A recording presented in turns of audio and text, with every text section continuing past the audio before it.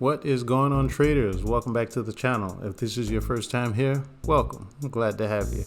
Now in this video, we're going to be doing a recap of the watch list that I made for the week of October 11th, 2021. Let's get to it.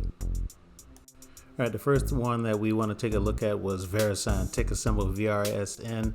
Now, this one caught my attention because the COO/president of the company sold $625,000 worth of shares. So I go ahead and take a look at the ticker itself in the chart, and I see here that it's been trading in this channel up and down since 2019.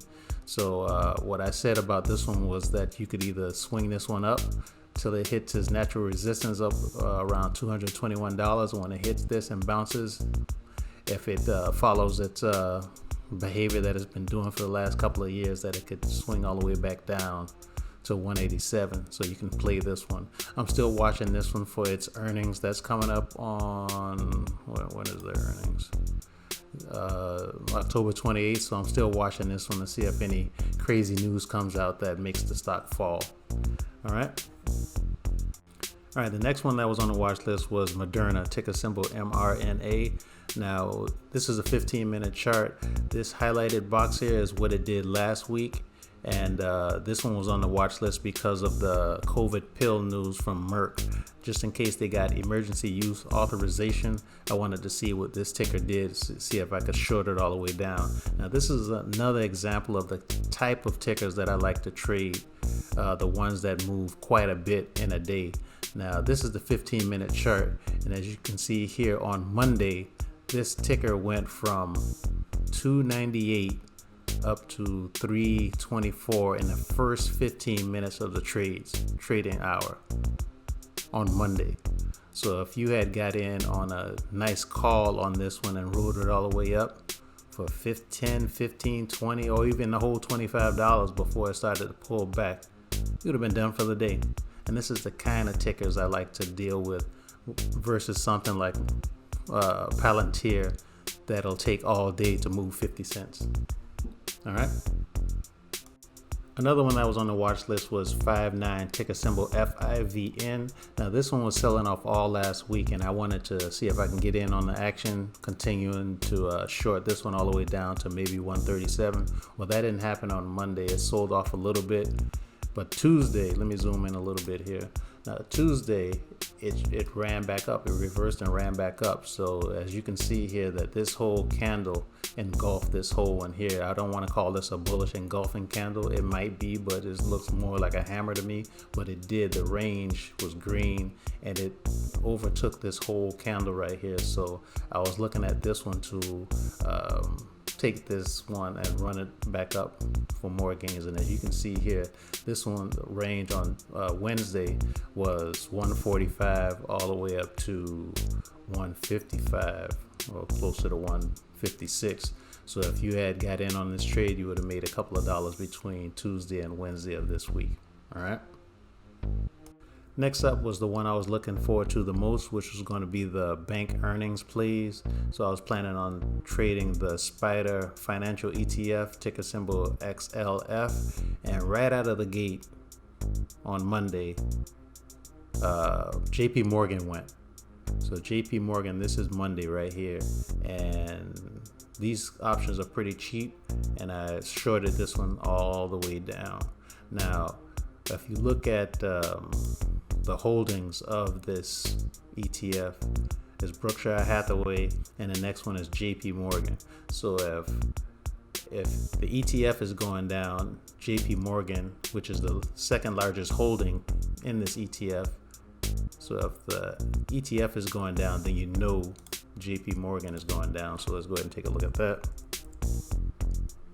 And this is Monday right here. So let's zoom in a little bit here. Oh, this is Monday. This one opened here, shot up for a little bit, and then fell from 170 all the way and closed at around 166. So between these two option puts, Monday was a good day. All right.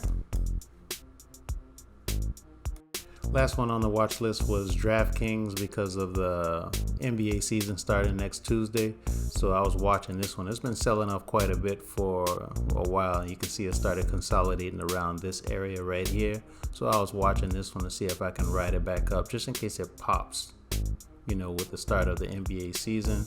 And I will tell you, I went ahead and bought one call in this to see if it can shoot back up to $50 or higher. You can see I got a lot more lines than I did on when I made this video.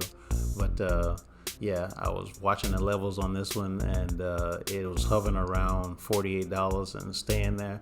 So I'm hoping that between Monday and Tuesday, it shoots right back up to around $51. All right.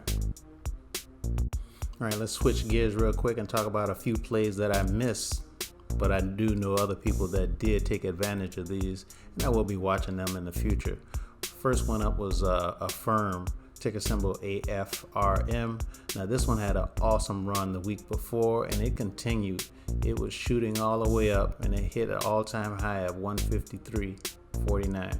So this one started to, run out of steam after it hit its all-time high, but this is something that you might want to keep on your watch list, because when this one moves, it moves. Another one that had a really good week this week was Upstart. All right, look at this chart. Every day it was shooting up, and it hit an all-time high of $401 today before it started to pull back. Now, 400 is around a psychological level that a lot of traders, they started taking profits once it hit this high. So this one, I'm curious to see how this one will react next week, to see if it starts to pull back a little bit. I'll go ahead and draw my levels, and it probably will be part of the Sunday watch list, because if it wants to sell off, I'll be there for that party. All right. All right, the last one I want to talk about is Rklb, ticker symbol Rklb. Now, last week we knew that the PIPE investors were going to start selling their shares, and it did not sell off as fast as I thought it would, but it did continue this week, and it started selling off all the way, and then it got a little pop here, but then it continued to sell off. Now, I'm hoping that this one continues to sell off to maybe around $10 next week sometime. And at that point, that's when I'll start my starter position in this ticker symbol, because I really like this company. If it drops to 9, I'll add even more, and I'll be content with a $9 cost average on this stock. All right, and that is the end of the watch list recap for the trading week of October 11th, 2021. Stay tuned for Sunday's video, where I'll come out with an all-new watch list for the upcoming week. Until then, talk to you later.